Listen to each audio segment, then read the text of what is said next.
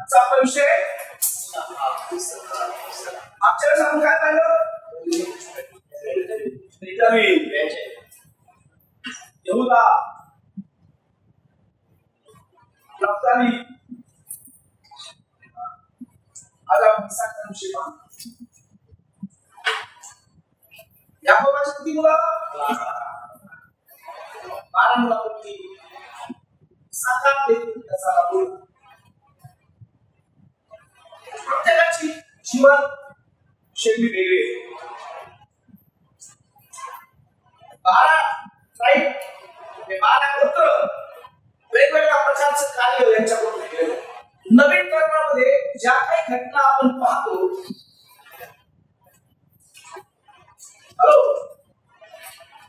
ज्याला आपण सण म्हणून म्हणतो, त्या घटना ते सण असेच झालेले नाही. ते ह्या गोष्टांमध्ये काही घडलं.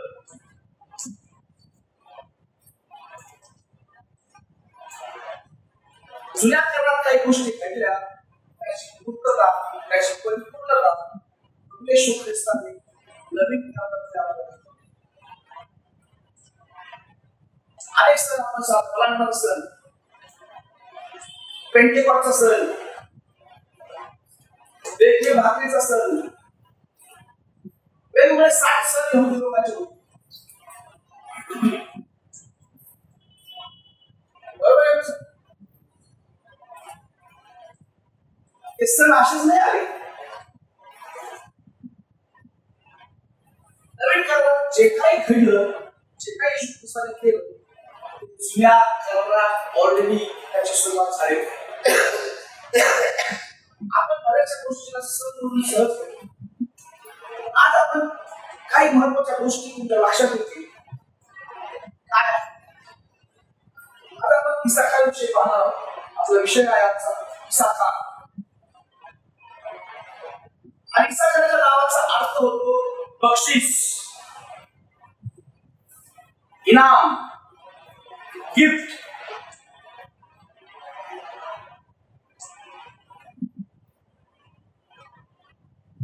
आणि त्याचा सिंबल आहे गाढव. का बरं? इसाका गाढव काय?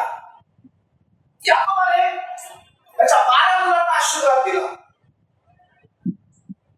इसाकाला काय आशीर्वाद दिला माहिती आहे? उत्पत्तीचं पुस्तक याचा 49 नंबरचा अध्याय आणि 14 आणि 15 मध्ये याकोब त्याचा मुलगा इसाका याला आशीर्वाद देतो. त्याला बलवान गाढव असं वर्णन करतो. शक्तिशाली गाढव. गाढवाचं वर्णन त्याला दिलंय. काय कष्ट करणारा, मेहनत करणारा, शांत झोपणारा, अनेक आशीर्वाद त्या एका आशीर्वादात लपलेले आहेत. आपण पाहूया पहिली गोष्ट, त्याला जो आशीर्वाद दिला, इसाका हा एक बलवान गाढव होईल. म्हणजे ही प्रतिमा एक शक्तिशाली ओझं वाहून नेण्याची क्षमता दर्शवते. याकोबाने त्याच्या मुलांकडे पाहून, त्याच्या चरित्राकडे पाहून त्यांना आशीर्वाद दिला. इसाकाला जेव्हा पाहिलं तेव्हा तो कष्ट करणारा, तो मेहनत करणारा, शक्तिशाली गाढव झाला. तेव्हा काम करणारा प्राणी म्हणजे गाढव. त्याच्यावरती ओझं टाक एका ठिकाणात अनेक ठिकाणी गाढवाचा उपयोग केला प्रवासासाठी. ओझं वापरून आणि गाढव हे शक्तिशाली, मेहनत करणार, कष्ट करणार असं चिन्ह आहे. आणि जेव्हा याकोबाने इसाकाला आशीर्वाद दिला, त्याला म्हटलं की तू एक बलवान गाढव आहेस, त्या गाढवाप्रमाणे शक्तिशाली आहेस. दुसरी गोष्ट जरा त्या आशीर्वादात काय आहे? त्याला म्हणतात जमीन मिळेल. म्हणजे तू त्या जमिनीवर शांतपणे झोपशील.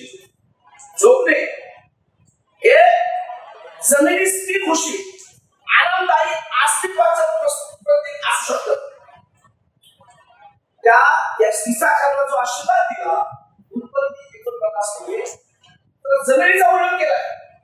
चांगली जमीन मिळाली म्हणजे तू त्या जमिनीवर शांत आणि निवांत झोपशील. बऱ्याच लोकांना गोळ्या खाऊन झोप येते, काही लोकांना उभं राहिल्यावर झोप येते. बायको असले की झोप, बायको असले की झोप येते. तो सायकलचा प्रश्न, सायकल बायकोला असतो.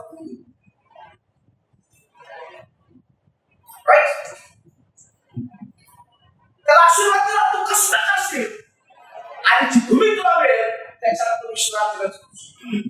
आनंद आहे, कष्ट असेल तर तुला विश्रांती असेल. दुसरी महत्वाची गोष्ट, त्याने पाहिले की विश्रांती चांगली आहे आणि जमीन आलादायक आहे. हे त्याच्या प्रदेशातील सुखसोयी आणि संसाधनाबद्दलची कदर दर्शवते. म्हणजे तो जे कष्ट करणार, मेहनत करणार, हे त्याच्यासाठी प्रतिफळ आहे. त्याच्या कामाची कदर होणार.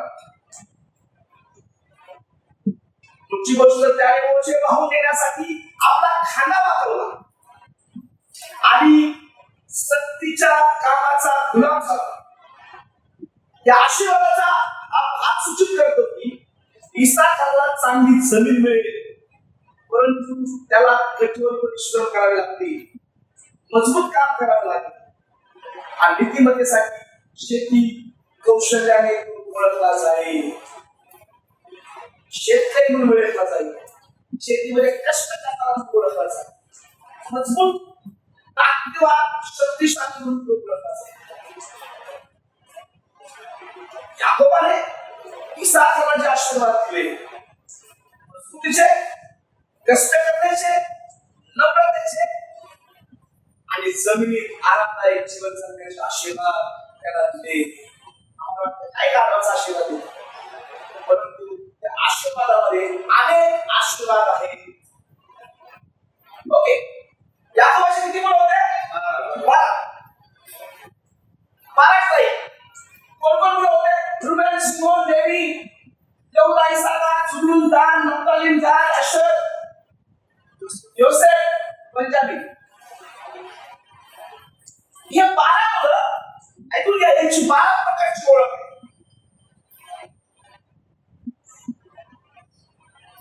वेगवेगळ्या प्रकारचे दगड, वेगवेगळ्या प्रकारचे कलर त्यांची ओळख दर्शवतो. रुबेन नावाचा दगड जो लाल कलरचा, वेगवेगळ्या कलरचे फोटो काढून घ्या, नंतर बघा.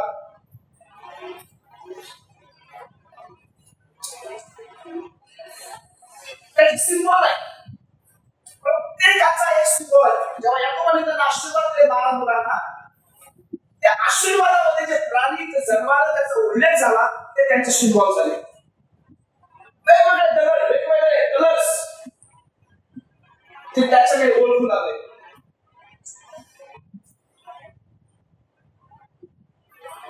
त्याचं विभाजन केलं वेगवेगळ्या प्रकारचं. यहूदाला सिंहाचं प्रतीक म्हटलंय,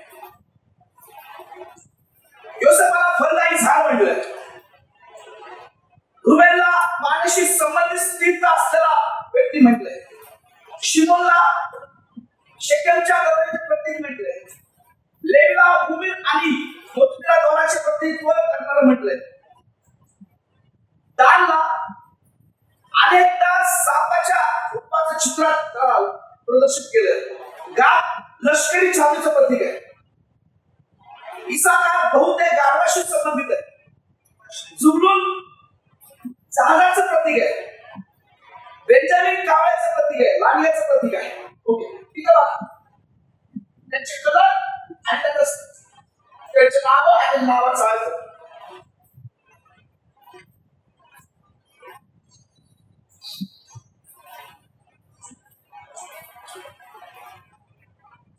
यहूदा वाघाचं चिन्ह, लेवी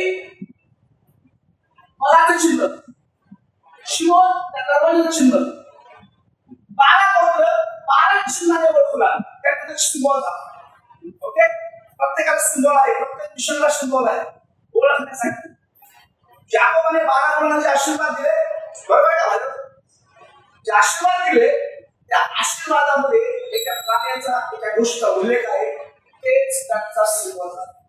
ओके, 12 गोत्र, वेगवेगळे चिन्ह, वेगवेगळे सिंबॉल, 12 जणांचं 12 जण चिन्हाची ओळख झाली. वेगवेगळे राष्ट्र त्याचे चिन्ह प्रदर्शित झाले. पण इसाखारापासून कोणतं राष्ट्र तयार झालं?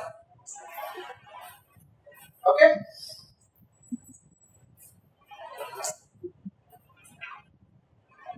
हे चिन्ह देशाला माहिती का? फिनलँड, युरोपमध्ये नेदरलँड, स्वित्झर्लंड, पोलंड, फिनलँड. फिनलँडमध्ये अशा अनेक गोष्टी आहेत, असे अनेक शब्द आहेत. फिनलँडचे लोक ज्या शब्दाचा उपयोग करतात ते शब्द त्या इसाखाशी जुळलेले आहेत. उदाहरणार्थ इसा जो शब्द आहे तो देवाला वापरला. इसा जो हा शब्द आहे फिनलँडच्या भाषेमध्ये तो देवाला वापरला. देव. फिनलँडचा ध्वज निळ्या रंगाचा आहे. बरं, आता रुबेलचा कलर काय?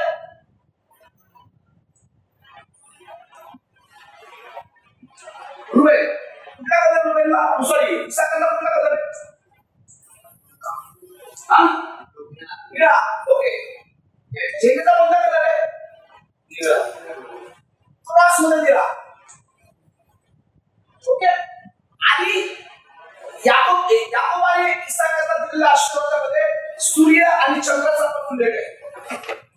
ओके, लक्षात ठेवा बरेचसे शब्द फिनलँडच्या शब्दामध्ये जे इसाखाशी जुळलेले शब्द आहेत ते शब्द फिनलँडचे लोक त्यांच्या बोली भाषेमध्ये वापरतात.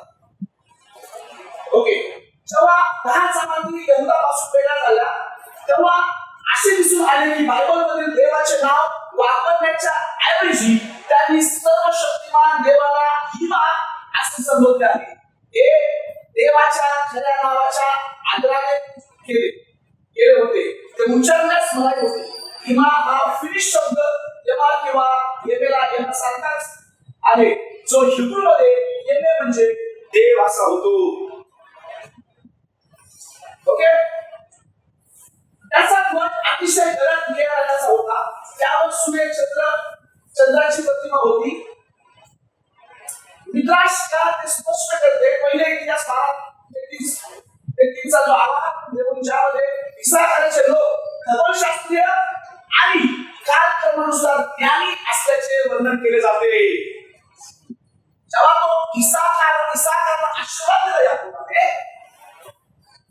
त्या आशीर्वादामध्ये सूर्य चंद्राची पण उपमा आहे आणि ते सूर्य चंद्राचे खगोलशास्त्रज्ञ होते. ओके, मला पाहिजे असेल तर ही लिंक घ्यायचं आहे, हे लिंक वरून तुम्ही याची माहिती मिळू शकता. ओके, बरं, आता आपण देवाच्या वचनाकडे येऊया. देवाच्या वचनातून पाहूया इसाखाचा जन्म आणि काय देवापर्यंतचा उपयोग केला. आपण वाचूया उत्पत्ती 30वा अध्याय आणि 14वा वचन. तुम्ही वाचा.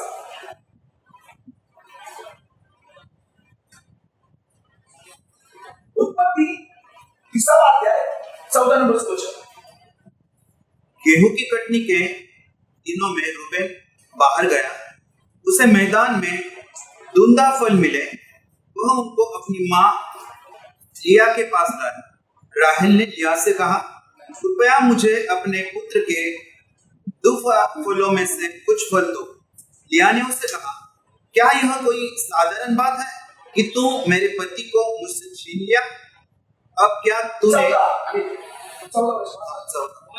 लेखाने वेंद्रे दास साहेब उत्पत्ती 30:14. गव्हाच्या हंगामात गव्हाच्या हंगामात रुबेन शेतात गेला असता कोण शेतात गेलं? रुबेन शेतात गेला असता त्यास पुत्र दात्रीचे फळ मिळाले. त्याला एक झाड सापडलं. त्या झाडाचं नाव होतं दात्रीचं झाड. ओके. त्याने आपली आई लेहा हिला नेऊन त्याने ते झाड आणलं आणि आपली आई लेया हिला दिलं. ओके. तेव्हा राहेल लेहा हिला म्हणाली, तेव्हा राहेल लेयाला म्हणाली, पुत्र जातीचे फळे तुझ्या मुलाने आणले आहेत, तुझ्या मुलाने जे फळ आणले ना त्यातली मला दे. त्यातली मला दे. तेव्हा ती त्याला म्हणाली, तेव्हा लेया काय म्हणाली राहेलला? माझा नवरा तू घेतला आहे, माझा नवरा तू घेतलास, काय थोडे झाले आहे, हे कमी आहे का? म्हणून तू माझ्या मुलाने आणलेली फळे घेऊ पाहतेस. आणि तुला माझ्या मुलाने आणले फळं पण घ्यायचे. राहेल म्हणाली, तुझ्या मुलाने आणलेली पुत्र जात्रीच्या फळाचा मोबदला नवरा आज रात्री तुझपाशी मिळेल. ती काय म्हणते ऐकून घ्या. याच्या बदली जे फळ तू मला देशील त्याच्या बदली माझा नवरा तू घे. सध्या काही ओके. नंतर तो खेळतच आले. नंतर त्यांना एक मुलगा झाला. त्याचं नाव रुबेन. त्याचं नाव रुबेन. पुत्र पात्रीचं फळ गव्हाच्या शेतात एक फळ असेल, हे झाड असेल. तर मला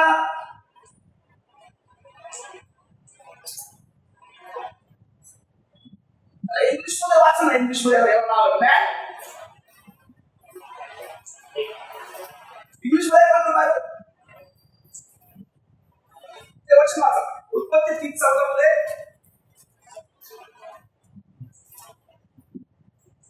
त्याला एक नाव दिलंय इंग्लिश मध्ये. इंग्लिश मध्ये काय बोलतात त्या फळाला? मॅट्रिक्स. काय? मॅट्रिक्स. मॅट्रिक्स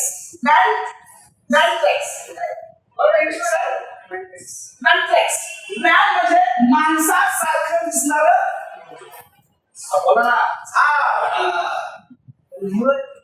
आणि त्या झाडाचे फळ ऐकून घ्या.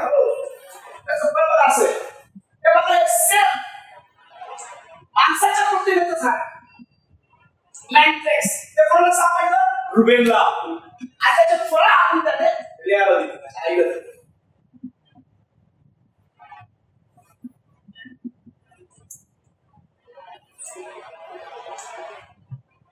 खूप मोठा स्पिरिच्युअल सिक्रेट आहे.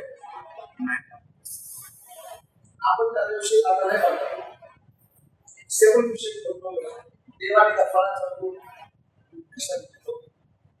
मॅट्रिक्स. त्याचं नाव काय?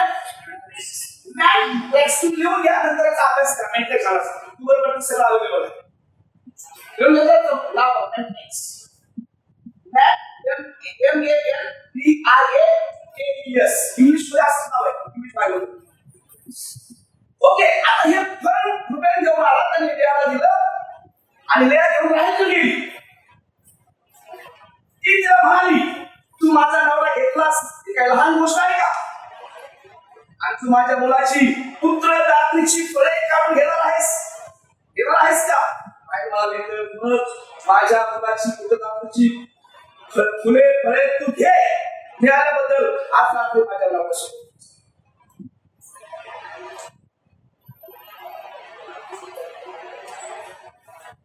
याकोब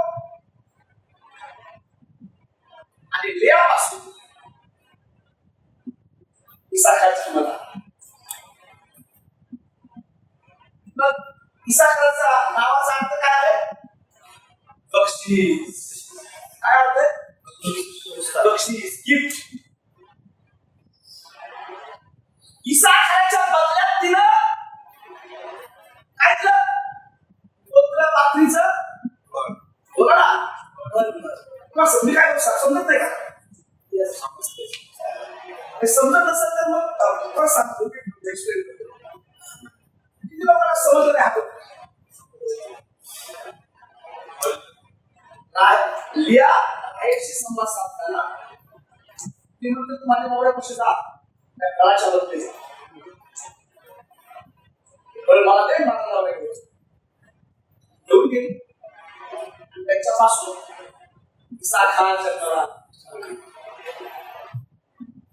हे ठीक तिने दिलं आणि तुला मुलगा झाला आणि तिने त्या मुलाचं नाव काय दिलं बक्षीस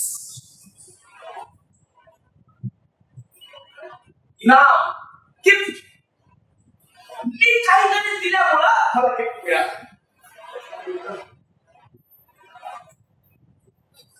तिला तिला म्हणून तिला गिफ्ट मिळालं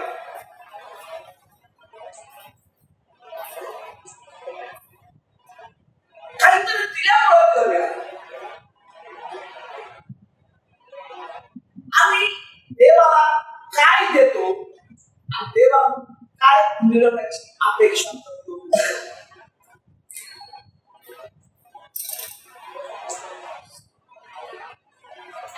असं काय आम्ही देवाला केलं पाहिजे ज्याच्याकडून आपण देवाकडून मोठ्या फळाची मोठ्या गोष्टीची अपेक्षा लक्षात ठेवा आपण जे काही देवाला देतो ना देव परतफेड आम्हाला करतो बघा तिला ही गरज राहिली तिला बाळ पण झालं ती सायकोमध्ये आपण पाहतो मी तुला म्हणाली माझ्या पतीला माझ्या लक्ष दिल्याबद्दल नाव ठेवलं काय ना वाचा ती सायकोचे वाचा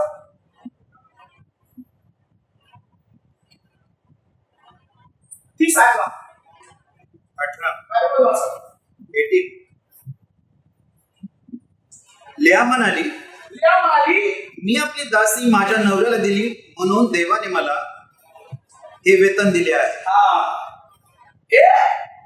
वेतन बक्षीस त्यांनी मला दिलंय आणि मग पुढं आणि तिने त्याचे नाव इसाकार ठेवले तिनं त्याचं नाव देवाने दिलेलं गिफ्ट काहीतरी दिल्यामुळं नवरा मिळाला त्याच्यापासून उत्पन्न झालं आपण देवाला काय देतो ज्यामुळे देव आपल्याला बक्षीस देईल हे तिथंच ठेवा साहेब आम्हाला सांगतात मग काय 42 मध्ये काय केलं इथं लिहिलं का आणि जर कोणी या लहानापैकी एकाला जो माझा शिष्य आहे माझा सेवक आहे एक प्याला थंड पाणी दिले तर मी तुम्हाला खरं सांगतो तो व्यक्ती निश्चितच त्याचे प्रतिफळ गमावणार नाही. त्याचं फळ गमावणार प्रतिफळ सुटणार नाही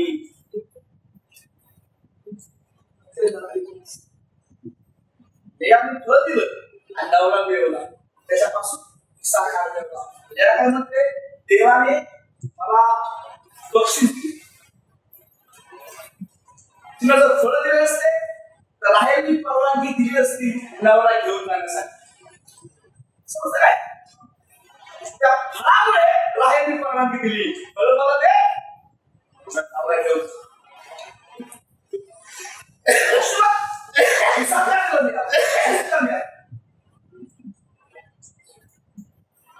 आपण देवाला काय देत आहोत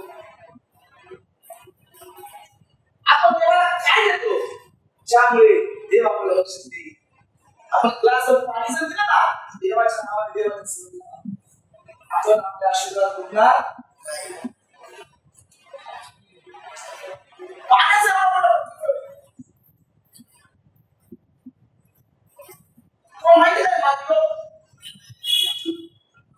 कोणाला भेटायला आले होते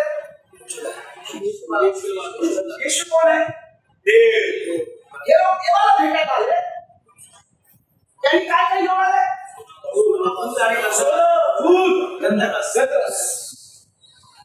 सर्वश्रेष्ठ भेट देवाला घेऊन आले म्हणते 2:11 मध्ये म्हटलंय बेथलेहममध्ये नवजात येशूला मागी किंवा ज्ञानी पुरुष भेट दिल्याचे वर्णन करतील. ती घरात प्रवेश करतात मरियम सोबत असलेल्या मुलाला पाहतात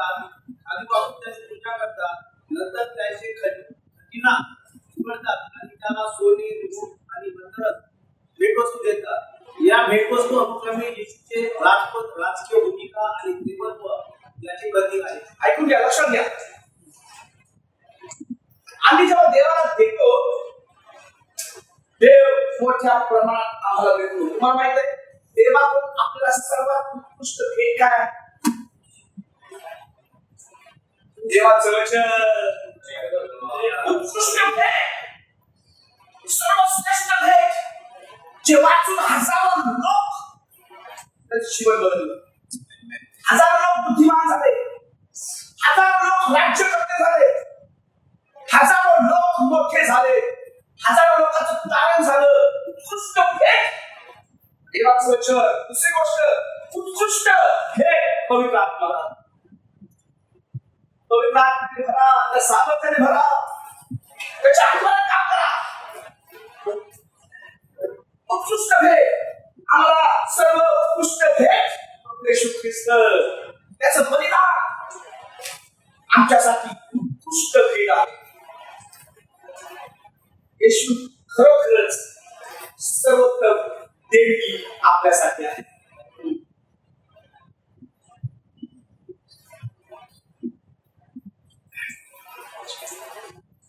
इसाकार कुळाविषयी आपण पाहतो.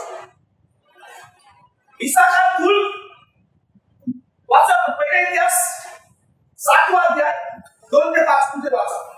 पहिला इतिहास 2रा अध्याय आणि 2 ते 5.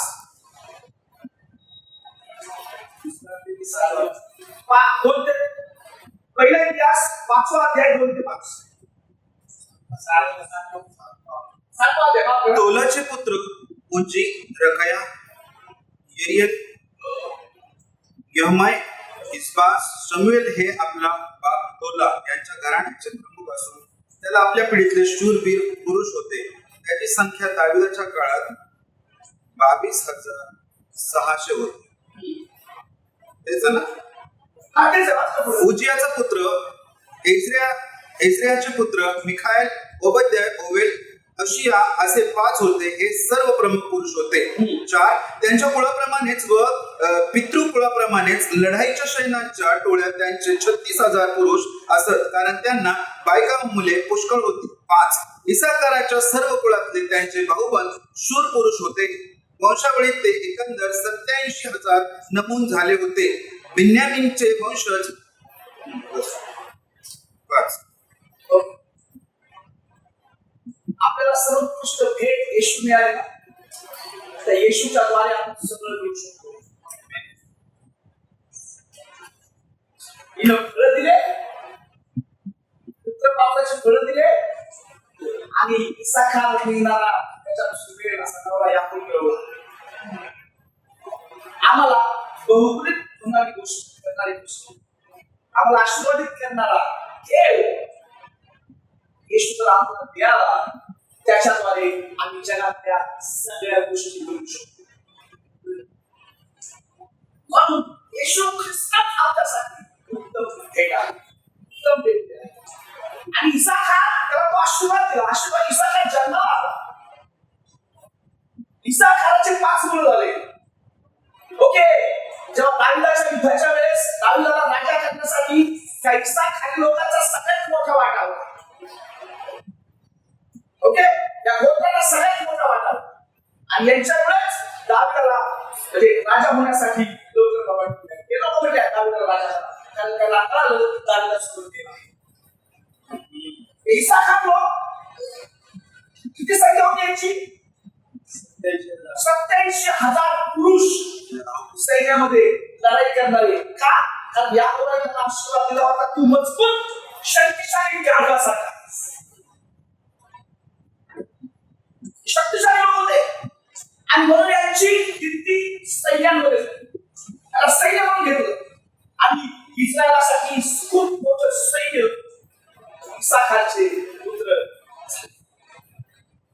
ओके, आपण स्तोत्र 62:12 मध्ये पाहतो, जरी हे शक्तिशाली पुरुष होते पण देवाच्या मदतीशिवाय आपण पराक्रम करू शकत नाही. इसाखारी जरी 87,000 लोक होते, पराक्रमी होते, लक्षात ठेवा देवाच्या हातात होते म्हणून ते पराक्रमी झाले. स्तोत्र 60:12 मध्ये देवाच्या मदतीशिवाय आपण पराक्रम करू शकत नाही. किती लोकांना वाटतं सेवेमध्ये काही पराक्रम व्हायला पाहिजे, काहीतरी वेगळं करून दाखवायला पाहिजे. माझी फार इच्छा आहे मोठमोठ्या लोकांना हे काम करून खांब फुटला पाहिजे, त्यांची झोप उडाली पाहिजे. काय चाललंय, कोण करतंय, काय कसं काय होतंय, काहीतरी पराक्रमी काम आम्हाला करायचंय. आणि देवाचा सामर्थ्यशिवाय करू शकत नाही.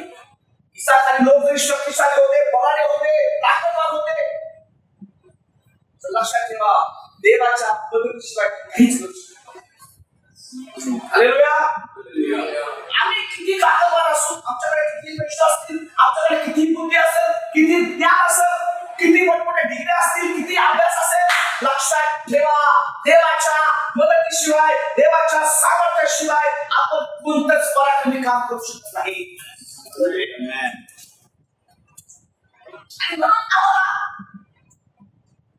देवाच्या कामासाठी देवावर भरोसा ठेवला जातो. बऱ्याच लोक मिशनवर भरोसा ठेवतात, अधिकाऱ्यावर भरोसा ठेवतात, पैशावर भरोसा ठेवतात, डॉलरवरती दिले आमचा भरोसा देवावर आहे असं म्हणतात. पैशावर नाही, पैशावर भरोसा आहे. आमचा भरोसा देवावर असला पाहिजे. इसाखाली लोक जर शक्तिशाली होते, लक्षात ठेवा देवाच्या मदतीशिवाय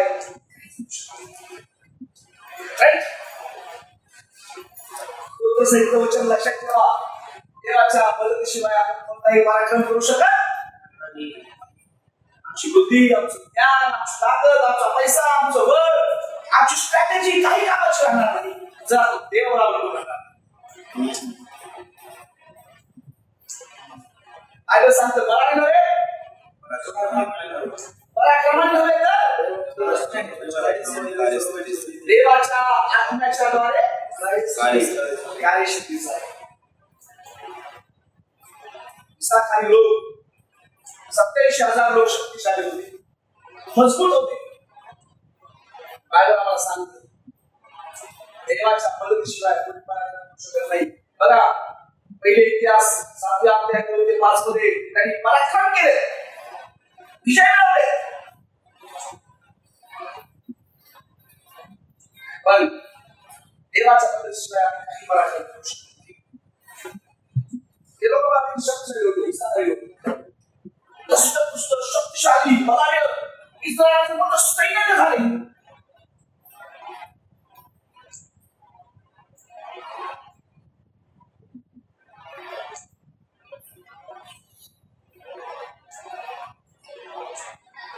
कोणतंही काम करण्यासाठी देवच आपल्याला होते.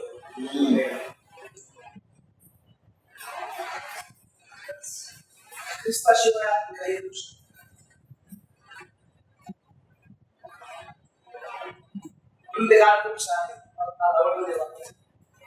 कुछ भी नहीं मैं, कुछ भी नहीं मैं, यीशु बिना कुछ भी नहीं, मैं जो भी हूँ यीशु मसीहा तेरे ही कारण हूँ. यीशु ख्रिस्ता शिवाय आपण काही करू शकत नाही. प्रयत्न करून बघा, काय तोच आम्हाला फळ देईल, तोच आम्हाला शक्ती देईल, तोच आपला पराक्रम करेल. असे पराक्रम करायचं तर आम्हाला येतं. हे सगळं हैराण परिश्रम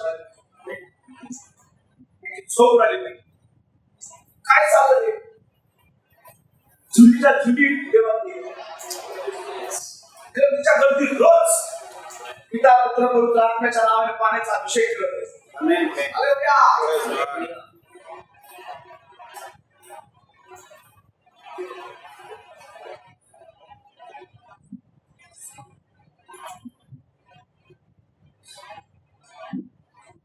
आपण एक वचन वाचतो ना, पहिला अध्याय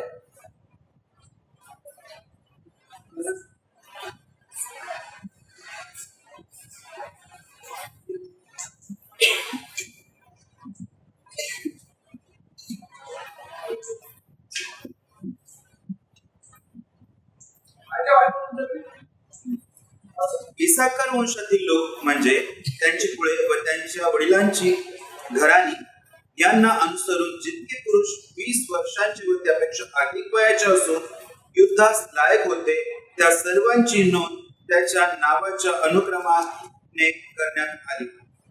इसाकार वंशातील लोकांची जी मोजदाद झाली ती 54,400 भरली. काय झालं पुन्हा एकदा वाचा लक्षात येईल तुमच्या. इसाकार वंशातील लोक म्हणजे त्यांची कुळे व त्यांच्या वडिलांची घराणी यांना अनुसरून जितके पुरुष 20 वर्षांचे व त्यापेक्षा अधिक वयाचे असून युद्धास असे लोक युद्धामध्ये घेतले जे 20 वर्षाच्या पुढचे आहेत. आता कोणते पडले इसाकार. इसाकार कोण? याकोबाचा मुलगा. याकोब लिहायचा मुलगा इसाकार. त्याच्या कुळातले लोक इतके शक्तिशाली होते की दाविदाने युद्धाच्या वेळेस 20 वर्षावरील पुढची मुले युद्धासाठी इसाकार कुळातून निवडली. आपण इसाकारविषयी पाहतो. इसाकारचं वर्णन बायबलमध्ये कुठे कुठे 54,400 पुरुष सैन्यात सेवा करण्यास ते सक्षम होते. गणपा 1 मध्ये नोंदवलेल्या मोठ्या जनगणनेमध्ये हा सगळ्यात मोठा भाग आहे. लढणारे लोक, युद्ध करणारे लोक, ज्याला गाढवावर आशीर्वाद दिला, शक्तिशाली गाढव, शक्तिशाली लोक त्यांचा उपयोग युद्धासाठी जिंकण्यासाठी करतात. Praise the Lord. इसाकार हे गोत्र आशीर्वादाप्रमाणे पुढे त्यांनी कार्य केलं.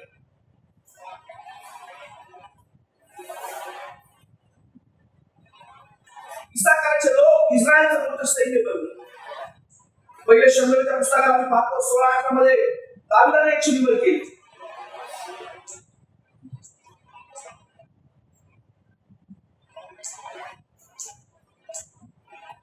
आणि हे इस्रायलचे सगळ्यात मोठे सैनिक झाले.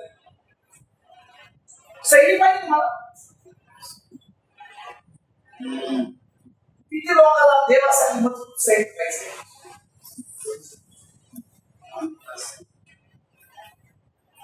इस्रायल पुस्तकात 6:13-17 मध्ये काय म्हणतात? सत्याचा कमरबंद सेवकांनो, देवाची इच्छा आहे की आपण त्याच्या कार्यासाठी, त्याच्या रणभूमीमध्ये, त्याच्या युद्धासाठी एक मजबूत सैनिक व्हावं. इसाखारी लोक मजबूत सैन्य म्हणून गणण्यात आलं. तुम्ही आणि मी देवाचं सैन्य आहोत. आम्ही आज्ञा आहोत, आम्ही देवाचं सैन्य आहोत. आणि सैनिक कसा असला पाहिजे? इफिस 6:13-17 प्रमाणे त्याने सत्याचा विसरले की काय? सत्याचा कमरबंद बांधला पाहिजे. बेल्ट ऑफ ट्रुथ, नीतिमत्वाचे पुरस्कार, हेल्मेट ऑफ सॅल्वेशन, शांतीच्या सुवार्तेच्या तयारी, विश्वासाची ढाल, आत्म्याचे शिरस्त्राण आणि आत्म्याची तलवार, देवाचं वचन. Hello.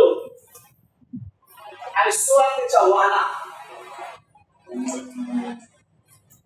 सुवार्तेच्या person of peace, house of peace, शांती आपल्याला देवाच्या सेवेसाठी आम्हाला सैनिक पाहिजे. इस्रायलच्या रक्षणासाठी इसाकार लोक हे भाऊस, हे मुला, हे शांत बसतात बाहेर. इसाकारी लोक त्याला सैन्यानं उभा केलं.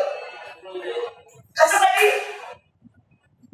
इसाकारी लोक कोणत्या देशात सैन्य होतं?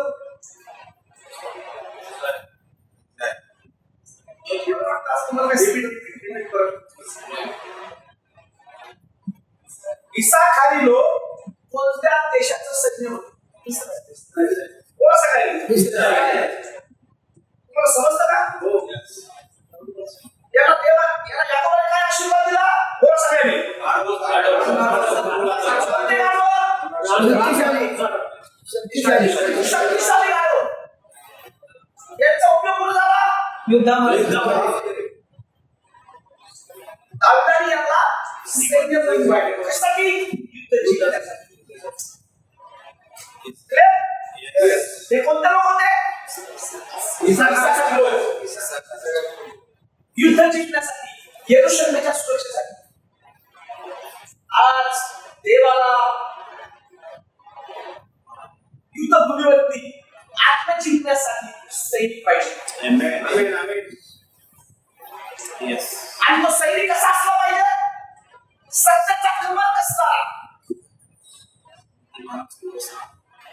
नीतिमत्वाचा धर्म ठेवणारा,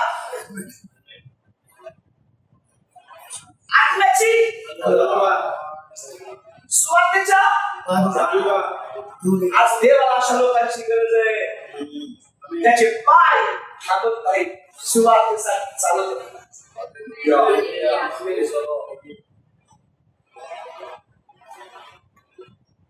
देवाला आम्हाला सैन्य म्हणून करायचं. एक सैनिक देशाला समर्पित असतो. एक सैनिक मरण्यासाठी समर्पित असतो. मला माहित कुठली गोष्ट आलं कधी काय होईल सांग. आता आमदाराला फ्रेंड काय झालं पायलटला माहित होतं काय होणार. आज व्हिडिओ मध्ये म्हणतात करू शकले असते, उड्या मारू शकले असते, काही करू शकले असते, ते वाचले असते, पण त्यांच्या मिशन साठी समर्पित होते.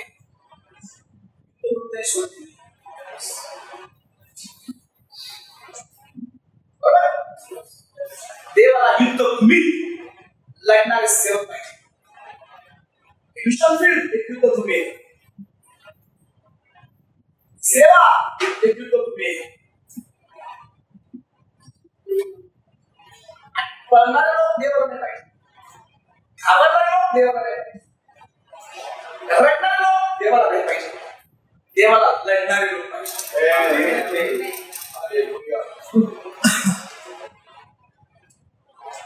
सांगणारे लोक, त्यांची गणना, त्यांची गिनती, त्यांची निवड ऐसा का त्याचं कुळ देवाचं सैन्य म्हणतात. इस्रायलच्या सुरक्षेसाठी तुम्हाला आणि मला सैनिक म्हणून करायचं, समर्पित व्हायचं देवासाठी. आमचं समर्पण पाहिजे मरण्यासाठी.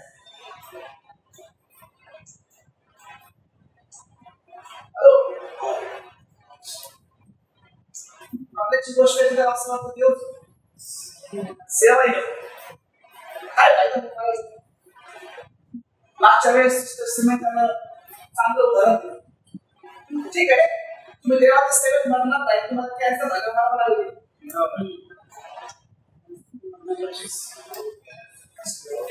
विमानात बसून ते क्रॅश होऊन मारावं लागेल, ट्रेन घासून लोक खाली पडून मारावं लागेल, घरात एक टँकर दुसरं घरात सगळं चिरून पडून मारावं लागेल.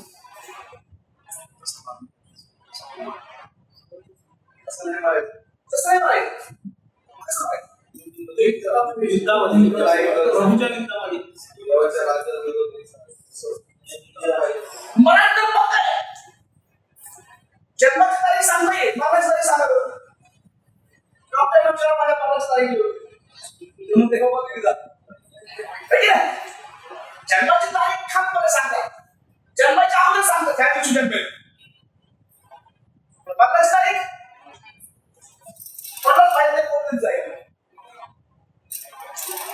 बरोबर.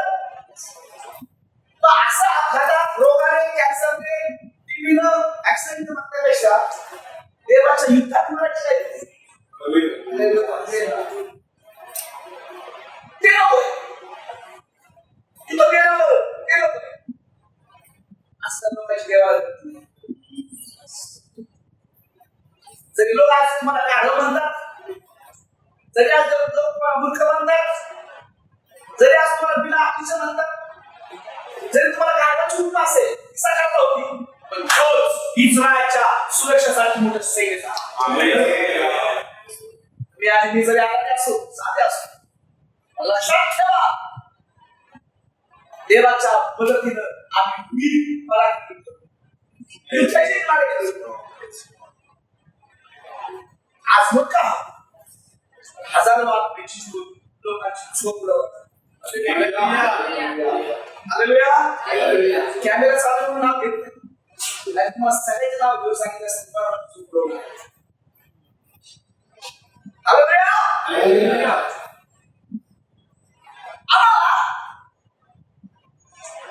युद्धभूमीसाठी सैनिक व्हायचं,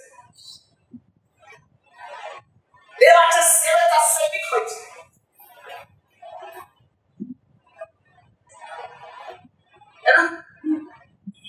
देवाचं मंदिर बांधणारे, देवाची मंडळी उभी करणारे सैनिक आम्हाला व्हायचं. सैनिक रात्र दिवस त्या बॉर्डरवरती उभे असतात, तैनात असतात. आम्हाला युद्धभूमीवर देवाच्या सेवेमध्ये रात्र दिवस उभे राहायचं. इसाखाली लोक आलं, पण देवाच्या राष्ट्राची सुरक्षा करणारे युद्धभूमीवर लागणार. लोक काय म्हणू द्या, आपणच आहोत युद्धभूमीवर टिकणारे लोक असतो. देवासाठी लढणारे, देवासाठी उभं राहणारे, देवासाठी आत्मे जिंकणारे लोक असतात. समजतं? इसाखाला आशीर्वाद घ्यायलाच मिळाला, त्या शक्तीचा त्या बराच उपयोग देवाने त्याच्या गौरवासाठी केला. आमच्या गौरवासाठी लोक 50 वर्ष 60 वर्ष सरकारी नोकरी घालतात, रेल्वेत घालतात, किती पाऊस असो पाणी सुद्धा जातात, कंपन्यांसाठी घालतात माहिती आहे. आणि म्हातारा झालं काय होतात,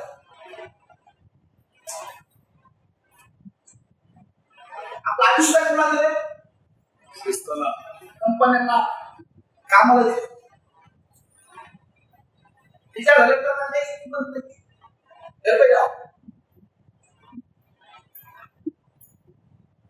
आपलं आयुष्य देवाच्या रणभूमीसाठी द्या, युद्धासाठी द्या, आत्मेसाठी द्या. मला लक्षात ठेवा. आमेन. हालेलुया. आम्हाला देवाच्या सेवेत सैनिक म्हणून करायचं. देवाने काय आशीर्वाद दिला आम्हाला? याकोबाने इसाखाला आशीर्वाद दिला. याकोबाने इसाखाला काय आशीर्वाद दिला? तू एक पण म्हणायचं मला बदलाव कर. ओझेने दबलेला वाचा तुम्हाला लक्ष दे.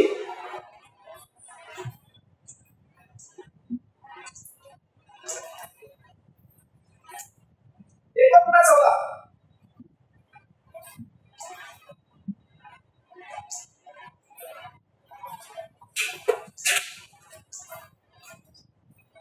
का एक बलवंत गधा है जो पशुओं के बाड़ों के बीच में नपता रहता है. किसपे? पशुओं के बाड़ों में बीच में भाषा है, सबसे बड़ी भाषा. इससे स्ट्रांग है. सीधी भाषा. इसाखाला आहे तो मेंढवाल्यांच्या दरम्यान दबा करून बसतो. हा म्हणजे इसाखार हा दोन्ही बाजूला ओझायचं. तो ओझेने दबलेला आहे. कोण? आशीर्वाद काय आहे? तू गाढव आहेस आणि तुझ्यावरती ओझं असेल. त्या गाढवाचा उपयोग रणभूमीत झाला, युद्धभूमीमध्ये झाला. हे बाजूला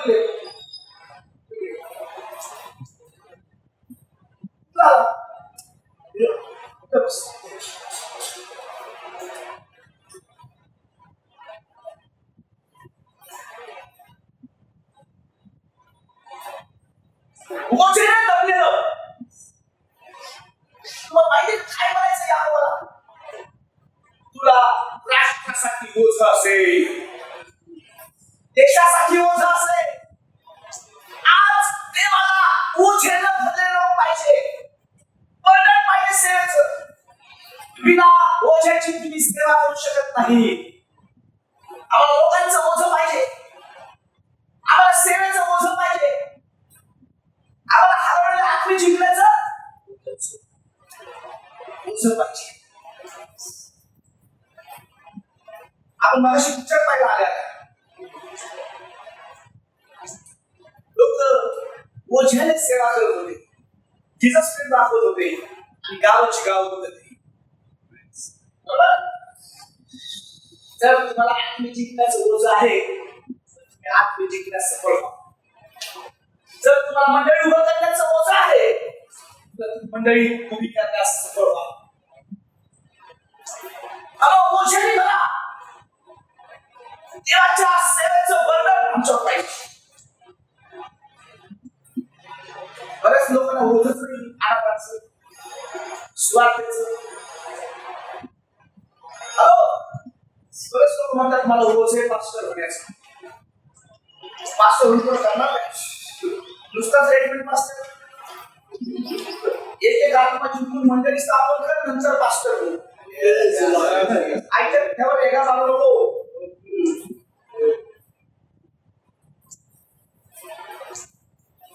समजतं?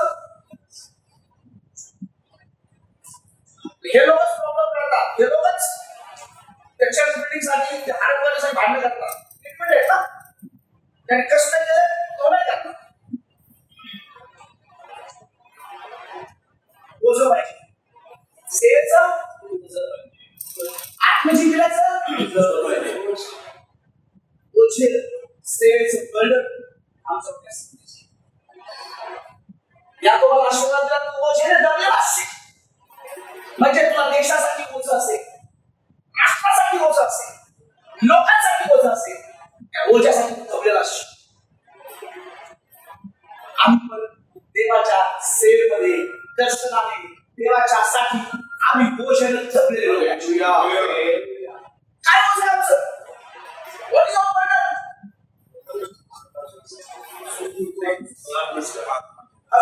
ओझं घेऊन आम्ही शांत बसू शकत नाही. असं म्हणतात ओझं असल्यावर लवकर चालायचं, फास्ट चालायचं. ओझं घेऊन हळूहळू चालायचं. आम्ही ओझं घेऊन जागेवर बसतो, रे ओझं आहे मला, ओझ्यानं तर बोलू मी, उभं राहायची ताकद नाही. काय करू शकतो? समजतं? कोणत्या सेवेचं ओझं आहे आम्हाला? कोणत्या गोष्टीला आम्ही दबलेलो आहोत? बऱ्याच लोकांना देशात सेवा करायचं होतं, बऱ्याच लोकांना अनाथ सेवा करायचं होतं, बऱ्याच लोकांना म्हाताऱ्या लोकांना सेवा करायचं होतं, बऱ्याच लोकांना वेगवेगळ्या प्रकारचं होत आहे. पारधी लोकांचं होत आहे, बंजारी लोकांचं होत आहे, बुद्धिस्ट लोकांचं होत आहे, जैन लोकांचं होत आहे, वेगवेगळ्या लोकांचं होत आहे. प्लीज आम्ही कोणतं घेऊन चाललो, कोणता बर्डन लेके हम चल रहे, सोचो. जर तुम्हाला ओझं नाही आला, सेवा करू शकत नाही. ज्या गोष्ट ओझं आहे ती गोष्ट करा.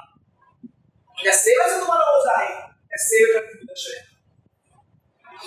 समजतं?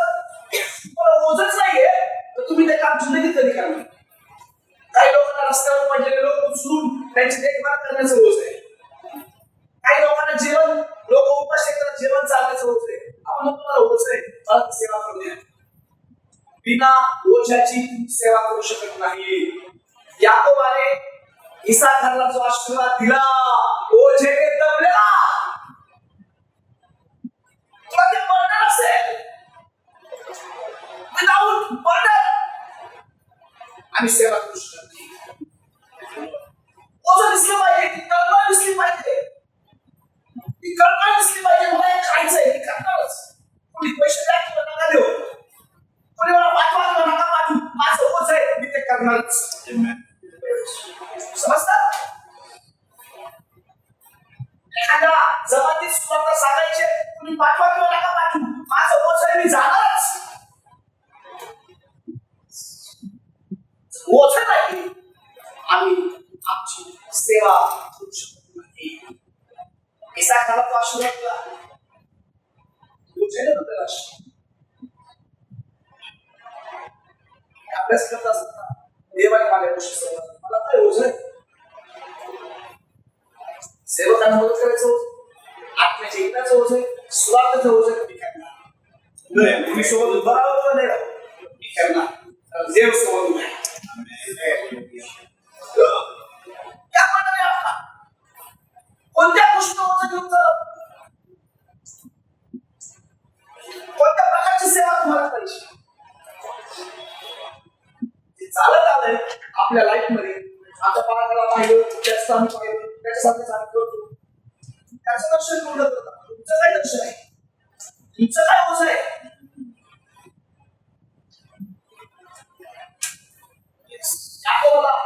याकोबाने इसाकाला आशीर्वाद दिला. इसाकाला कोण ओझ्यामध्ये बसलेला एक बलवान काढवते. ओझं त्याच्याकडे दोन्ही बाजू. आम्ही ओझ्याने दबलोय. आम्ही ओझ्याने दबलो. आम्हाला ओझं पाहिजे कोणातरी बोलत सांगायचं. आम्हाला ओझं पाहिजे कोणातरी सुवार्ता सांगायचं. ओझं नाही, धर्म नाही, तर आम्ही ते काम करू शकतो. आणि नावाला रेव्हरंड बिशप पास्टर काय काय डिग्री द्यायच्या त्या अपोस्टल काही नाही. ओझंच नाही तर और आपके पास कृष्ण का बर्तन नहीं तो काय फायदा सेवा?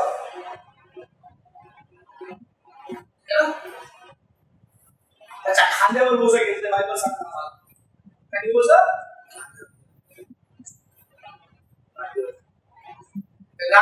खांदों के ऊपर है. प्रचार के अवसर में प्रचार के वाक्य संसार का वाक्य खांदों पर ऊपर है. एक आग हर दिल में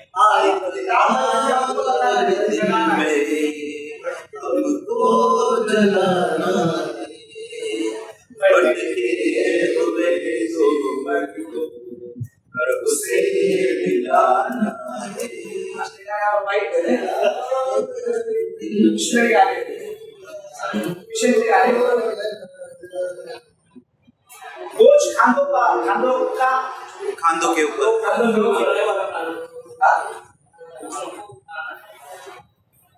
लक्षात ठेवा. त्याच्या खांद्यावर बोझ आहे. याकोबाने आशीर्वाद दिला, अभ्यास केला, तुम्ही बोझ खांद्यावर देवाच्या सेवेचं बोझ खांद्यावर. येशू ख्रिस्त जगाचं बोझ आपल्या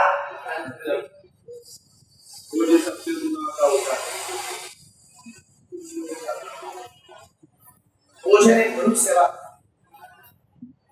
बिना बोझ के आप सेवा नहीं कर सकते. बोझ नहीं है तो आज कोई जाति का, कोई लोगों का, कोई धर्म का, कोई जमाती का बोझ ले लो. देवा दे लो मला दे. रेडीमेड मला देऊ नका. तुमची गिफ्ट स्वर्गात पण नाही. येस, मी ऐकलंय रेडीमेड पाळत झालेत ना, त्यांनीच मोठे मोठे प्रॉब्लेम केले. ज्यांनी एक एक आत्मा जिंकलाय ना काय दिलं दोन बाया बाई शर्माला आल्या. एका बाळाला घेऊन एक म्हणली माझं आहे, दुसरी म्हणली माझं आहे.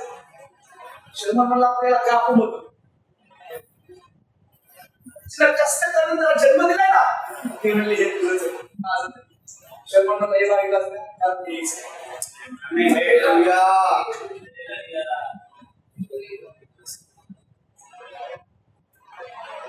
तुम्हाला बोझ असेल तर मला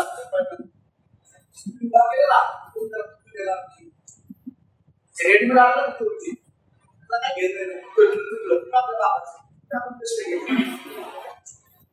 रेडीमेड पाळ पुन्हा सुबह का साथ मंडळा एक एक हात में जोड़ा.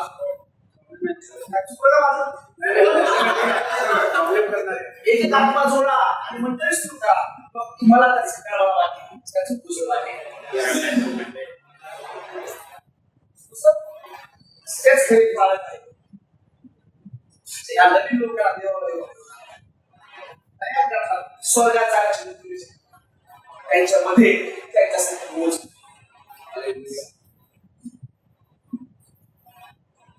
आपण माझं ओझ आहे, माझं पुराण डॉक्टर करायचं कष्ट करणार, काय काय करणार मंडळी स्थापन आत्म्याची देवाचं राज्य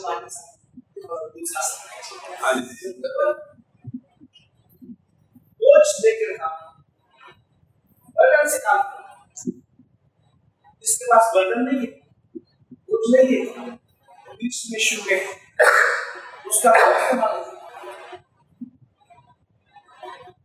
आम्हाला काय होतं सेवेमध्ये तुम्ही लिहा, तुम्हाला काय करायचंय ते लिहा.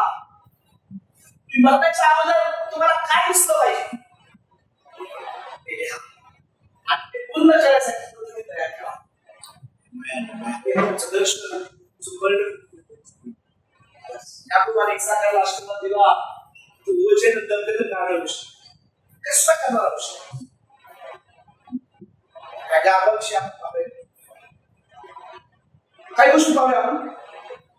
गाढव एक कठोर परिश्रम करणार सहनशीलता प्रतीक आहे. गाढवाचा वापर जड बोझ वाहून नेण्यासाठी केला जात असे आणि ते त्याच्या ताकद आणि स्थिरतेसाठी ओळखलं जातं. या संदर्भात काय संदर्भात इसाकाची तुलना गाढवाशी केली जाते कारण त्याची ताकद आणि ओझ वाहण्याची नेण्याची क्षमता.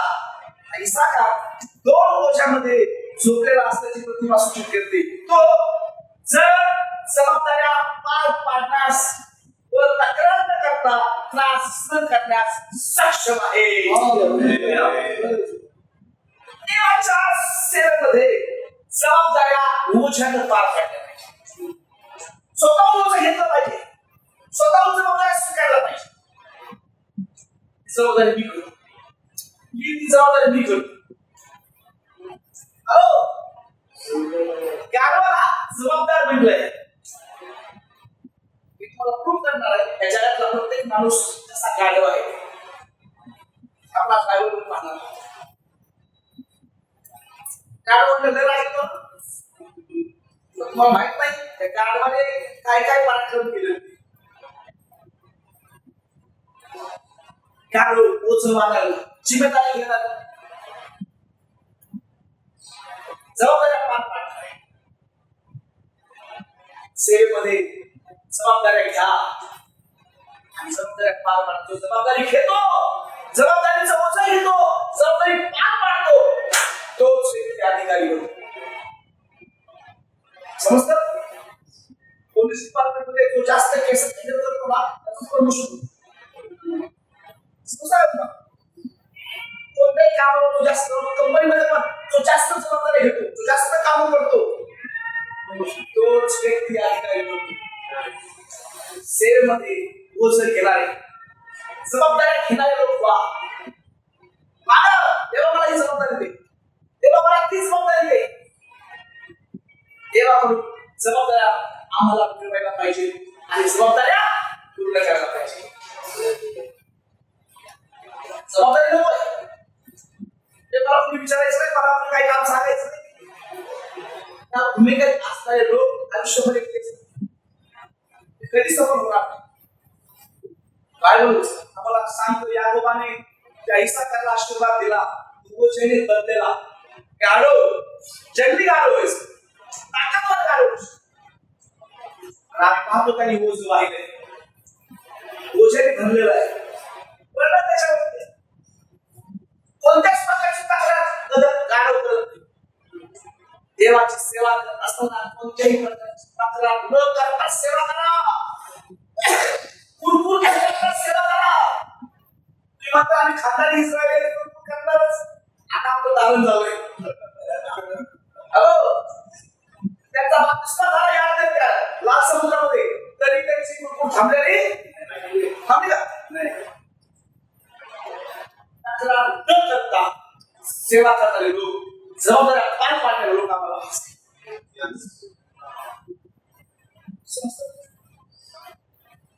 जबाबदारी स्वीकारा. गाढव जबाबदारी स्वीकारला होता. तो आशीर्वाद याकोबाला इसाकाला दिला आणि देवाने तो आशीर्वाद दिला होता. देवाने त्याला तुम्ही जबाबदारी स्वीकारला. म्हणजे आज काय माहित नाही, काही येत नाही, एक जबाबदारी घ्या. देव तुम्हाला आकार देईल. नवीन नाव नवीन ओळख देईल. इसाकाची गणना गाढवामध्ये त्याचं रूपांतर शक्तिशाली लोकांमध्ये झालं. Hallelujah, hallelujah. ओके, बघा गाढव त्या गाढवाला आवाज पाहणार.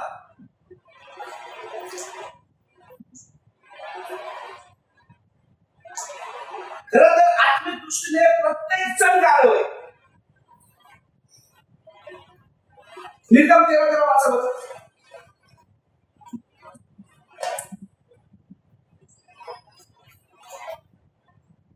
निर्गम 13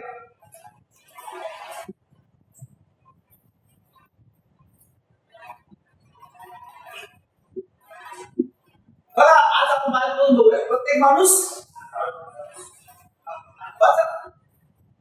हिंदी में पढ़ा था कि इंग्लिश में पढ़ो.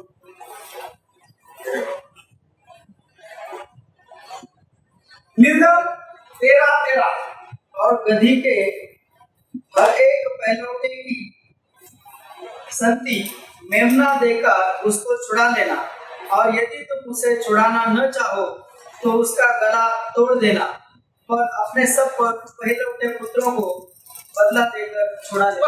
यहुदी लोकांची परंपरा होती गाढव पाळायची. हे गाढव आहेत ना, यहुदी लोक गाढव पाळायचे. कशाला? वजन घेऊन जायला. तेव्हा गाड्या येत नव्हते. रिक्षा, टेम्पो, त्यांचा रिक्षा टेम्पो कोण होतं? समजतं का? आता घर शिफ्ट करायसाठी आपण टेम्पो वापरतो, टॅक्सी वापरतो, काहीतरी वापरतो ना. तेव्हा काय होतं? प्रत्येक यहुदी माणूस गाढव सांभाळायचा.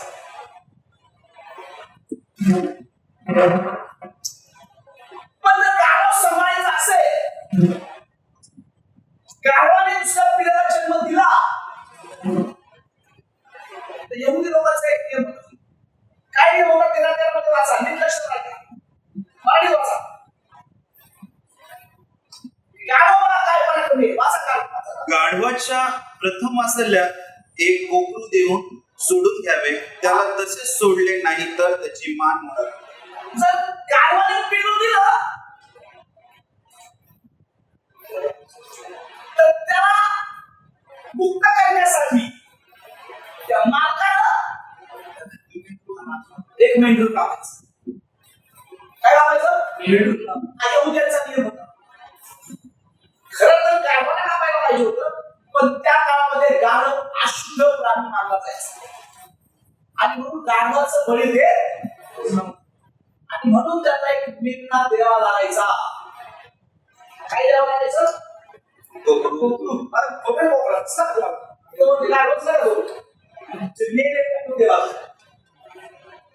काय सांगत? जर गाढवाच्या पिल्ल्याला सोडवायचं असेल काय द्यावं लागेल? मेमना द्यावा लागेल. लक्षात घ्या. यहुदी लोकांच्या कायद्यात गाढवे अशुद्ध प्राणी मानले जात होते, म्हणून त्यांना बळी म्हणून अर्पण करता येत नव्हते. दुसरी महत्वाची गोष्ट, जर एखाद्या इस्रायली व्यक्तीला त्याचे पहिले जन्मलेले गाढव पाळायचे असेल तर त्याला देवाला बलिदान म्हणून त्याच्या जागी एक कोकरू अर्पण करावं लागायचं. जर मालकानं गाढवाची सुटका केली नाही तर त्यांना त्याची मान तोडण्याची सूचना देण्यात आली होती. म्हणजेच तो प्राणी मारला जायचा. समजतं? लक्षात घ्या. आमच्याकडे बघा, तुम्हाला प्रत्येक माणूस गाढवासारखा कुठेतरी व्यसनात बांधलेला आहे आणि त्याला सोडण्यासाठी एक कोकरू म्हणजे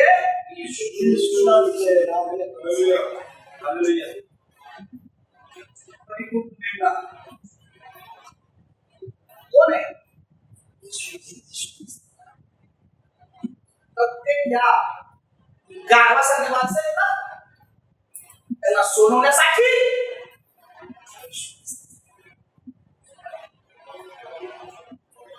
समज तुम्हाला इसाखाना सोडवण्यासाठी गाढवाला सोडवण्यासाठी कोकऱ्याचे बळी प्रथा उत्पत्तीच्या पुस्तकापासून सुरुवात झालेली आहे. जे काही उत्पत्तीच्या पुस्तकात घडलं हॅलो ते आजपर्यंत चालू आहे. येशू ख्रिस्ताला सगळ्यांसाठी पुस्तकावर एकदाच बलिदान ओके गाढवाला सोडवण्यासाठी बघू द्यावा लागायचं लक्षात ठेवा. पुढे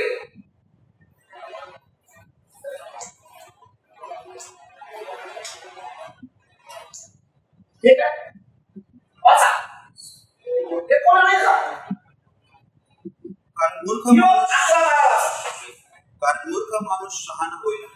जरी माणूस जंगली गाढवाच्या शिंगासारखा जन्मला तरी जन्माला आला तरी. काय तुमच्या बाळामध्ये वाचा खाली हे गुगलचं आहे. जरी माणूस जंगली गाढवाच्या शिंगासारखा जन्माला आला. माणूस राकेश माणूस जन्माला आला बायको वाचा खाली खाली खाली कोण एक माणसं रान गाढवासारखा मनुष्य बनेल तर अक्कल शून्य मनुष्याला समज प्राप्त होईल.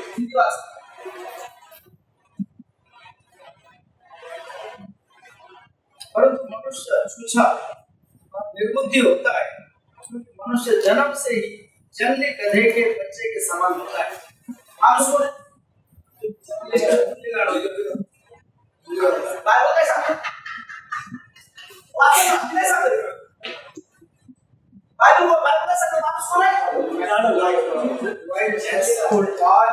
बायको सांगतो तरी आपण मानलं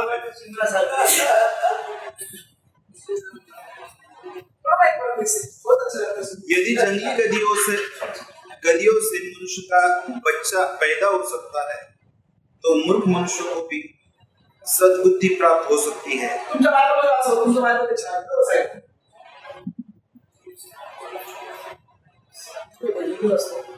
परंतु मनुष्य छूछा और निर्बुद्धि होता है हाँ क्योंकि मनुष्य जन्म ही से जंगली गधे के बच्चे के समान होता है. जन्म से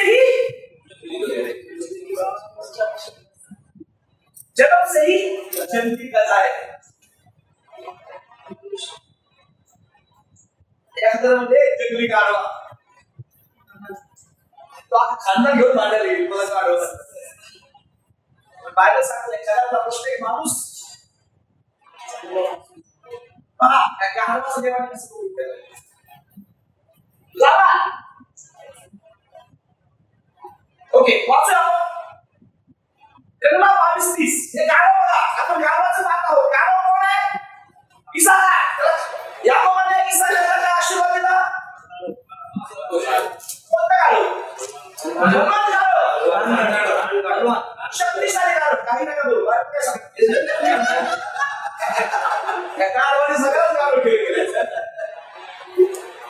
आपण गाढवाविषयीच पाहत आहोत. गाढव त्याचं चिन्ह आहे ते साराचं इसा गाढवावर संदेश देतोय. समजलं देवाच्या कृपेने आपल्याला देव काहीतरी शिकवते आपण समजून घेऊया. याच्यावर खरं तुमचं काय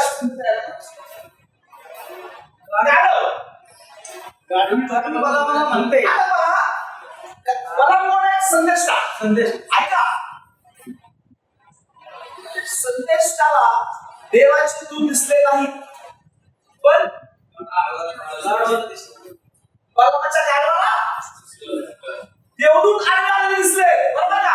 म्हणजे ऐकलं याच्याविषयी पण आपण ऐकलंय बाबाचा संदेश घेऊया. बाबाचं गाढव कोणा दिसलं गाढविणी लक्षात ठेवा जोपर्यंत तुम्ही स्वतःला गाढव करणार नाही देव तुम्हाला दर्शन देणार नाही.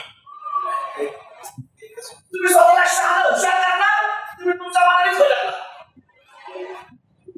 गाढव नम्रतेचं. हॅलो गाढव लबानाच्या गाढवाला कोणी दर्शन दिलंय देवाने.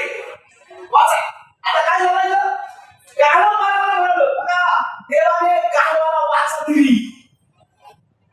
काय दिलं वाचा गाढवी नाही का जिच्यावर तू आयुष्यभर आजपर्यंत बसला आहेस, हा तुला असे वागवण्याची माझी सवय आहे. हा मग मला उत्तर देतो नाही. हे वचन त्या कथेचा भाग आहे जिथे देव ब्राह्मणाचे तोंड बोलण्यासाठी उघडतो. बरं याला ना मी थोडस स्पष्ट केलंय माझ्या गुगलच्या भाषेमध्ये टायपिंग करून लक्षात घ्या. एक गोष्ट मला समजून दाखवा. पहिली गोष्ट परिस्थिती काय आहे? बलाम त्याच्या गाढवावर स्वार आहे आणि त्याला दिसत नसलेल्या परमेश्वरच्या दूताने त्याला विरोध केला. समजलं का हे वाक्य? नाही समजलं. हो समजायचं काय समजलं थोडं सांगू. लष्कर आहे का? मी काय तुझं लक्ष बाहेर आहे. लष्कर आहे. परिस्थिती काय आहे? बलाम जागेवर आहे. बलाम आणि स्वर्गदूत आहे. परमेश्वराचा दूत उभा आहे. तो कोणाला दिसला?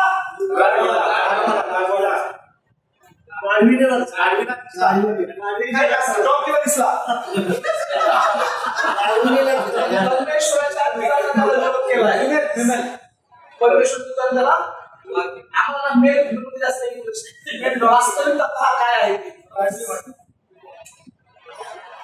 हॅलो त्या गाडीला ते काय असेल ते डॉक्टरला दिसला. देव दिसलाय. किती दुःखाची गोष्ट आहे. हा देवाचा सेवक केला देव दिसला नाही.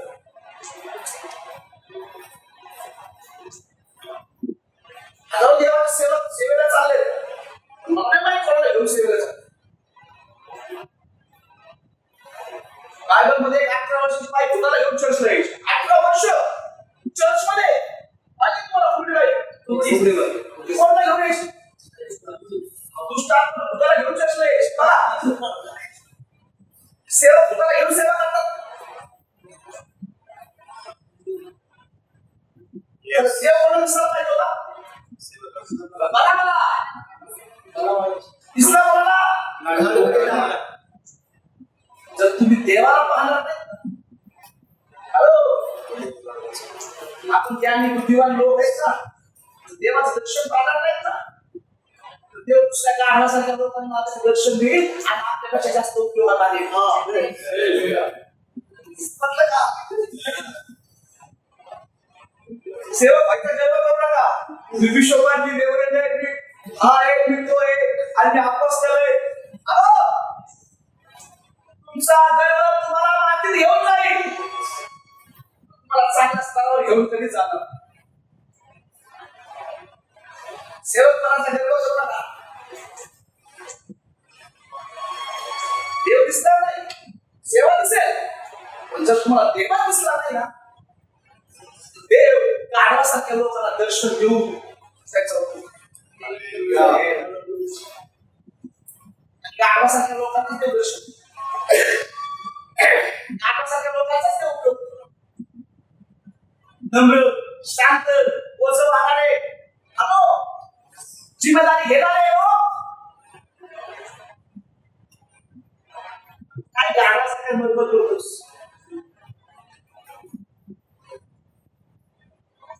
बरेच लोक आहेत. एक बाई कामाला ठेवून नाही गं. आम्हाला पहिली बाई कामाला ठेवली. 2 मिनिटात पुसून बाहेर निघायची. पुढं पाहतो तिथं मारतो बाहेर.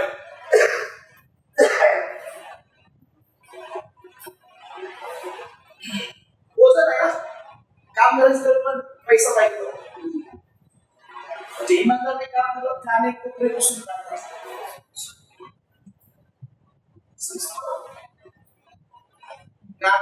इमानदारीने काम करणार. इमानदार असा देव दर्शन. देव ओझं घेऊन जाणार. गाढव ओझं घेऊन जाणार. तर तू ओझ्याला सेवा करत असा देव तुम्हाला दर्शन. गाढव आपली जिम्मेदारी पार पाडणार आहे. तुम्हाला दिलेली जबाबदारी जर तुम्ही पार पाडणार असाल देव तुम्हाला दर्शन देईल.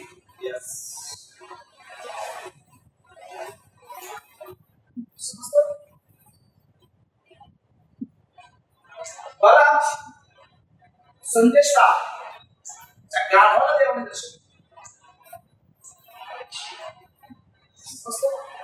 देव ज्याला दर्शन देतो ना त्याच्या शब्द घालून बोलण्यास काय झालं माहिती आहे? बला दुसरी गोष्ट वाचतो. त्या गाढवाची कृती काय? गाढवी देवदूतापासून 3 वेळा वाचलं होते. त्यामुळे बलराम त्याला वारंवार मारतो.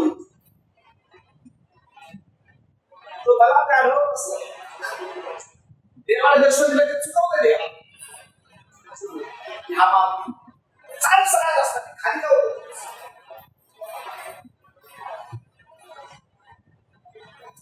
दुसरी महत्वाची गोष्ट देव गाढवाचं तोंड उघडतो आणि बलरामाशी बोलतो.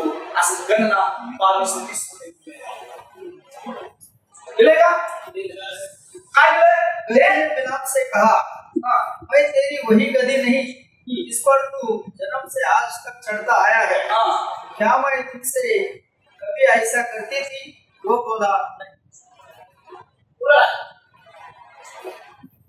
पुरा वाचन नाही का? तब यहोवा ने बिलाम की आंखें खोली और उसको यहोवा का दूत अरे नंगी तलवार लिए हुए आता नंतरचा दिसला अगोदर गाढव. देवाने गाढवाचं मुख उघडलं. हॅलो गाढव होण्याचा आशीर्वाद कोण होता? आपला विषय सुना. याकोबाने इसाकाला काय आशीर्वाद दिला? अरे गाढवाला कोणी दर्शन दिलंय? गाढवाला इसाकाला दुसरं का? आपला भला विषय नाहीये.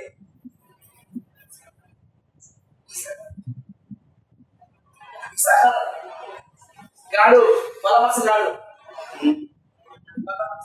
बलरामाच्या गाढवाचं तोंड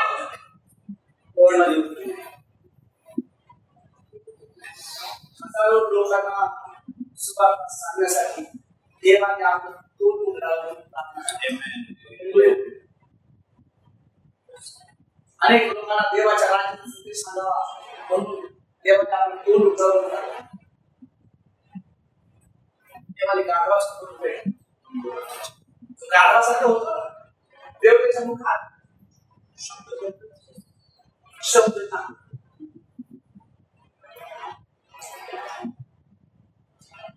काय वाटतं लोकांनी आपले शब्द ऐकले पाहिजे का आपल्या मुखातून देवाचे शब्द ऐकले पाहिजे?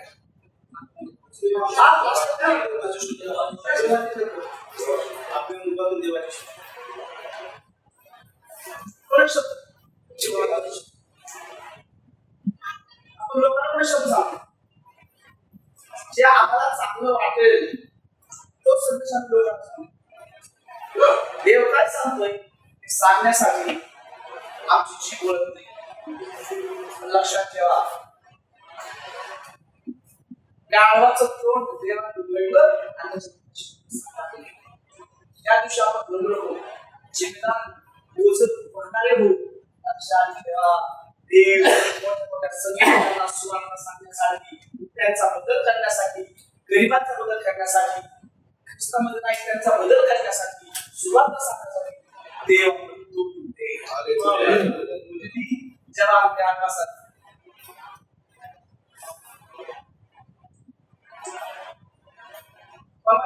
गाणं इधर मला याचं गाणं बोललं मला माझं गाणं बोललं गाणं खूप चांगल्या प्रकारे झालं. आपण माहिती शमशो जेव्हा पोलीस लोक याला मारायला आले तलवार नव्हती बंदूक नव्हती चाकू नव्हता त्याला काय सापडलं?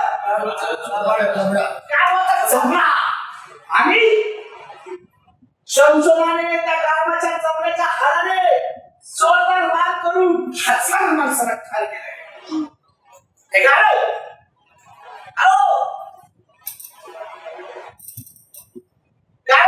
गाढवाचा आशीर्वाद कोणाला भेटला? कुणी आशीर्वाद दिला? बघा त्या सगळ्या गाढवाच्या किती ताकद आहे. हजार लोक माग पाय. आप समझ में इस बात को?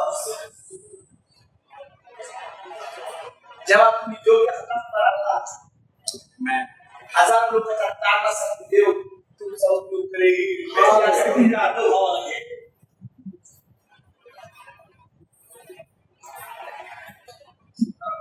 मूर्ख आहे तो गाढवासारखा सेवा बघा म्हणून. या आम्हाला जपण्याला हजारो लोक द्यावं लागले.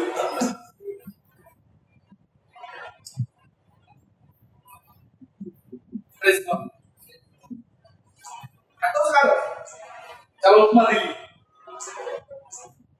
गावाच्या जवळ्याला शिक्षणा हजार माणसं तुम्ही सगळे खोटं वाटतंय काय गणनाच्या पुस्तकात हजार लोकांना तरी मार.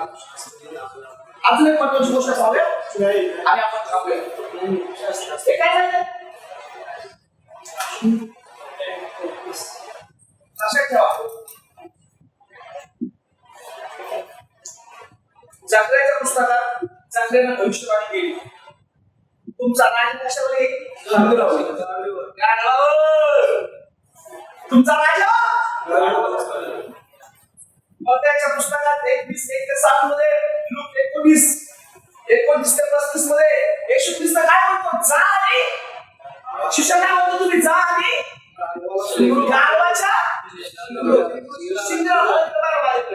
गाढवाच्या शिंगाला सोडता. हजारो लोक बघणार आहे. त्याला सोडवण्यासाठी ते कोकरू द्यावं लागते. आपण काय ते कोकरू होली लॅम्ब येशू ख्रिस्त नवीन करारामध्ये त्याच गाढवावर बसतो. यरूशलेमला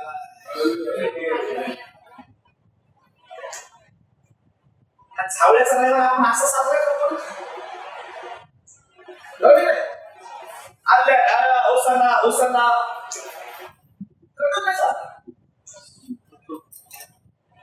परंतु याकोबाने इसाकला आशीर्वाद दिला. तो ज्याने आपल्याला गाढवा तू बांधलेला आहेस त्या मुक्त करण्यासाठी येशू ख्रिस्त आले. हजारो लोक बायबल सांगतात गाढवे ते बांधलेले पापात व्यसनात बदनाशात त्याला सोडवण्यासाठी येशू ख्रिस्त गाढवत असतो.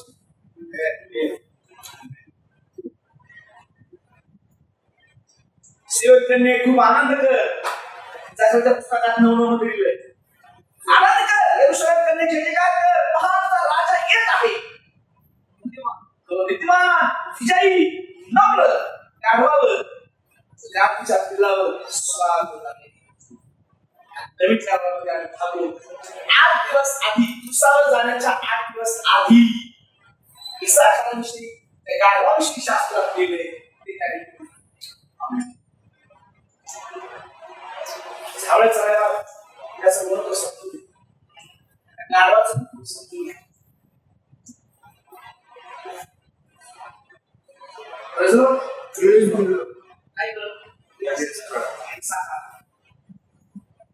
गाढवाचा आशीर्वाद गाढवाचा उपयोग देवाने केला. पैसे सांगण्यासाठी, दर्शन करण्यासाठी, भोजन देवाचा उपयोग करण्यासाठी.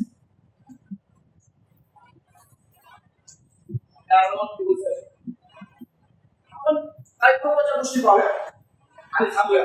बायबल मध्ये इसाकाराचे काही प्रमुख पैलू आहेत. नंबर 1, उत्पत्तीच्या 10व्या अध्यायामध्ये याकोबाची पत्नी लेया हिच्या पोटी इसाकाराचा जन्म झाल्याचं आम्हाला दिसतं. ओके. नंबर 2, बघा वचन तुम्हाला सांगतोय कुठे कुठे याचा उल्लेख झाला. उत्पत्ती 49:14 याकोब इसाकाराला आशीर्वाद देतो. त्याचे वर्णन एक मजबूत गाढव म्हणून करतो जो ओझे वाहून नेण्यास तयार असतो, जो काम करण्याची आणि समुदायासाठी योगदान देण्याची तयारी दर्शवतो. आपण पाहिले. ओके. नंबर 3, गणना 1:26 मध्ये आणि पहिल्या इतिहास सगळ्या पुस्तकामध्ये या अध्यायामध्ये इसाकाराच्या वंशाची यादी आहे आणि त्याबद्दल स्पष्ट माहिती त्या पहिल्या इतिहासामध्ये आहे. अनुवाद 7:12 किर्जिम पर्वत आणि एबेल पर्वतावर आशीर्वाद आणि शाप देण्याच्या संदर्भात इसाकार वंशाचा उल्लेख आहे. 5 जण त्या डोंगराच्या भोवती होते. त्यांना आशीर्वाद देण्याचा उल्लेख त्याच्यामध्ये कुठं आहे, शाप देण्याचा उल्लेख त्याच्यामध्ये आहे. अनुवाद 7 आपण किती नाही पण त्याचा उल्लेख त्याचा आहे. यहोशुआ 19:17-23 कनान मधील इसाकार वंशाला दिलेल्या प्रदेशाचे वर्णन केले. त्याला कोणता प्रदेश दिला आहे? ओके. पहिला इतिहास 12:32 हे वचन इसाकाराच्या लोकांना काळाचे ज्ञान असलेले इस्रायलाने काय करावे हे जाणून घेणारे म्हणून अधोरेखित करते त्याच्या स्थानपणावर आणि राष्ट्रासाठी योग्य कृती ओळखण्याच्या क्षमतेवर भर देते. चर्च मधील विवेक आणि नेतृत्वाच्या चर्चेत हे वचन अनेकदा उद्धृत केले जाते. इसाखारामधून 12,000 जणांवर शिक्कामोर्तब करण्यात आलेला आहे. ओके, उत्पत्ती 30, उत्पत्ती 49, गणना 1, अनुवाद 27, योशुआ 19, पहिले इतिहास 12 मध्ये इसाखार याकोबाच्या 12 मुलांपैकी एक त्याचा विवेक या वचनामध्ये दिलेला आहे. त्याला गाढव म्हणून मानले जातात. शक्तिशाली गाढव, वजन धरलेला गाढव, हे बिब्लिकल मिनिंग आहे. आणि त्याचा थेट डायरेक्ट उल्लेख आणि नियम करताना पाहतो देवानी गाढवाचा कसा होतो.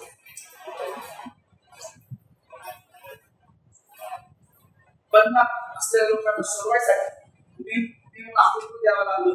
येशू ख्रिस्त उत्तम परिपूर्ण बलिदान आहे, जो आमच्यासाठी बलिदान झाला आणि आम्ही गाढवासारखं होतो. त्यांनी आम्हाला पापातून सोडवलं, नवीन जीवन दिलं. आजही तुम्ही बंधनात राहा, आजही तुम्ही श्रावण करा, आजही त्या पापात राहा. येशू ख्रिस्ताच्या नावाची आठवण करा, स्नान करा आणि त्या बंधनातून मुक्त व्हा आणि त्याला तुमचा उपयोग करू द्या. हालेलुया.